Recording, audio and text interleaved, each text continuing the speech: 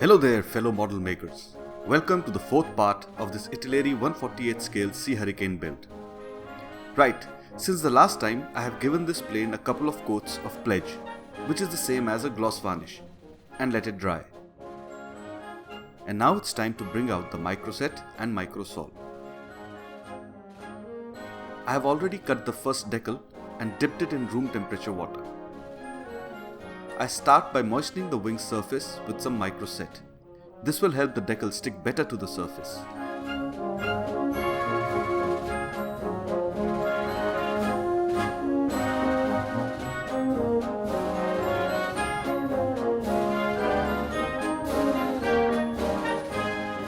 Next, I use a Q-tip to remove all the liquid and air trapped under the decal.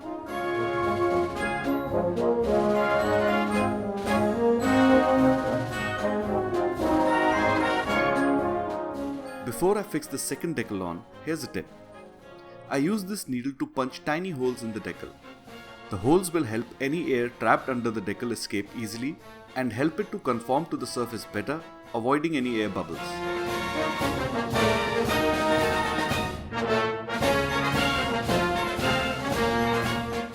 Don't worry about the holes. As long as they are really tiny and you don't tear the decal, the holes will not be visible once the decal conforms to the surface.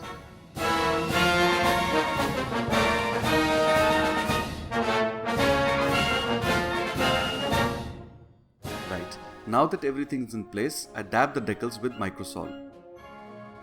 This will help soften the decal and help it melt onto the surface.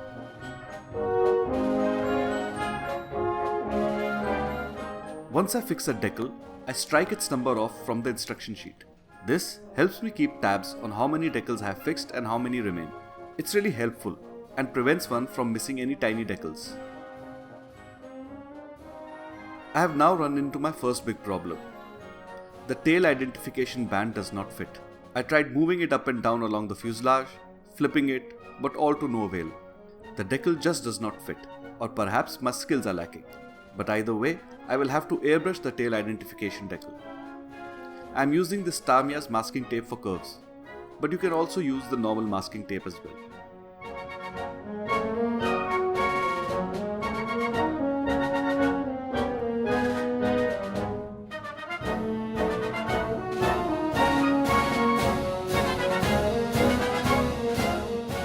Now I spray on the RAF sky.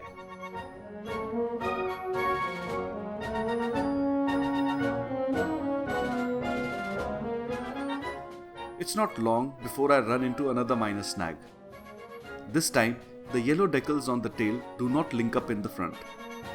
I wait for the decals to dry and then hand paint yellow in the gap to close it.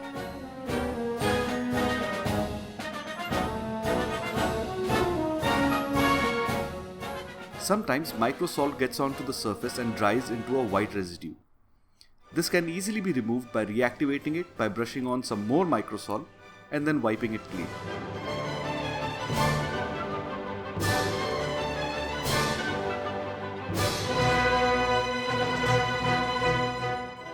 Once the decals have conformed properly, I brush on a couple of layers more of pledge or gloss varnish.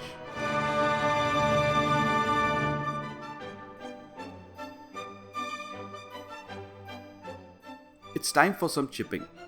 Now usually, one goes with aluminium or silver paint for chipping to represent the underlying surface of the aircraft. However, I will today show you another technique.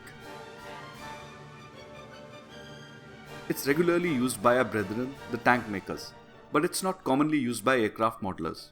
This is the look we intend to achieve. I have already done one piece in advance as a test case.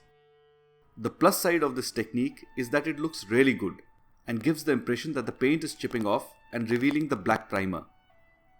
The downside is that this may not be 100% historically accurate. Actually, it's pretty inaccurate. But in honesty, I want to give this aircraft a different look, as well as show you this neat little technique. We start by lightening the base paint by adding some white to it.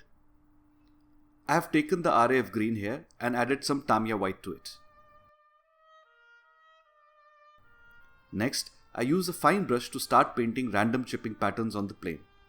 I chip more on the leading edges of the wings and the moving parts like the rail along which the canopy slides.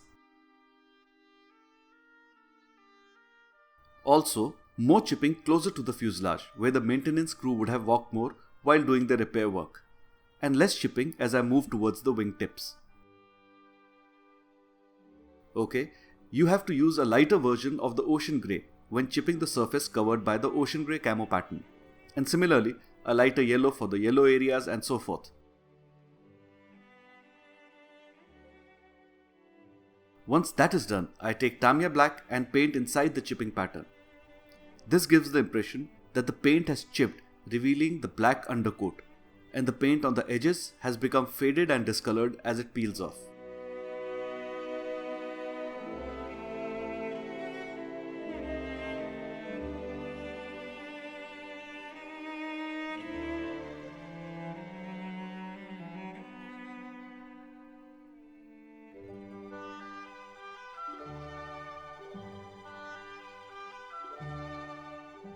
I paint all the undercarriage parts with AK Extreme Metal. I am using polished aluminium.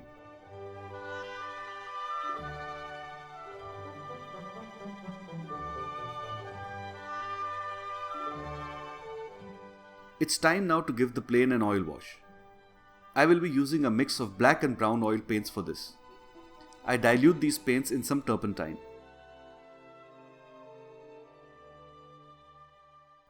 Next, I apply them liberally over the kit.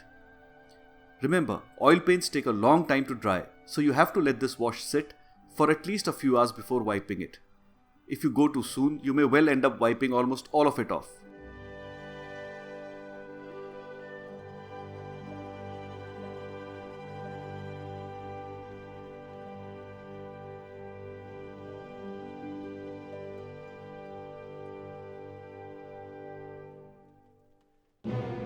In my case, I waited for about 6 hours before taking this paper towel and gently wiping off the excess wash.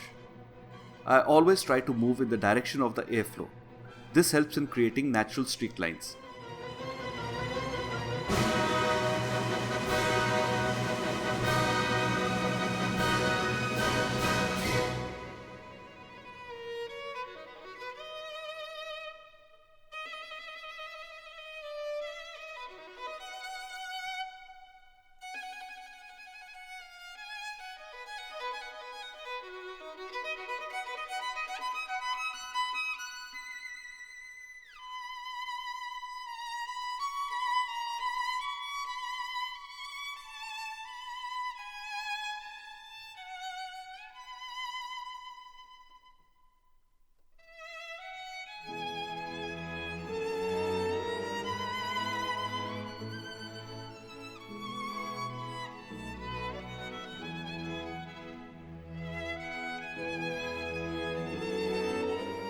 I love an oil wash because not only does it fill up all the recessed panel lines, it also gives the plane a beautiful tint and dulls down the shininess.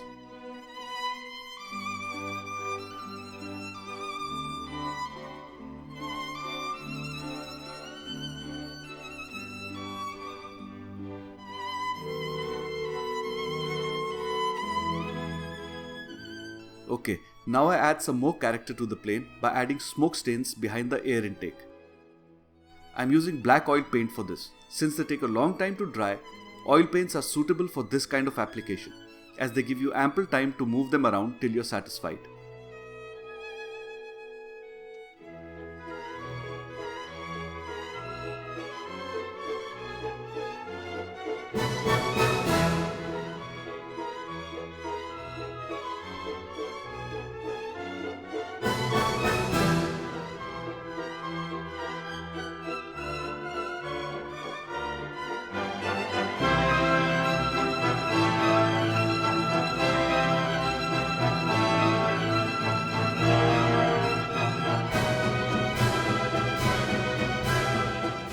I now sand off some black artist pastels into dust to make some exhaust stains and gun smoke stains.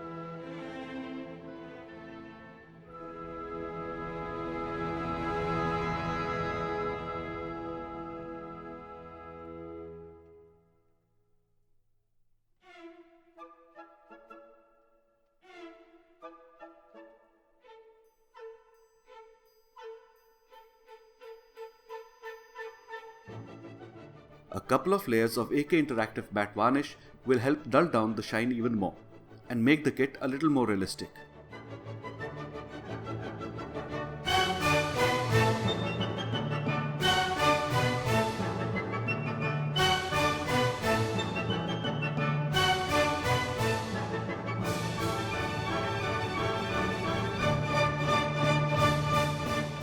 Time to glue the undercarriage on.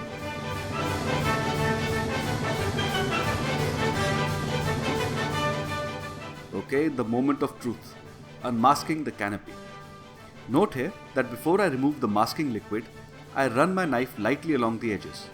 The problem with masking liquid is that if not removed properly, it sometimes gives an uneven edge.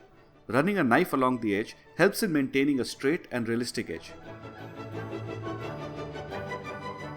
The last step is to paint all the lights with aluminium before gluing on the clear parts.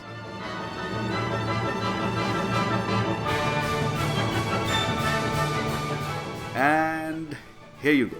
Okay then, fellow model makers. I hope you enjoyed this build as much as I did. I must say, other than a few hiccups, I am impressed with this Italeri kit.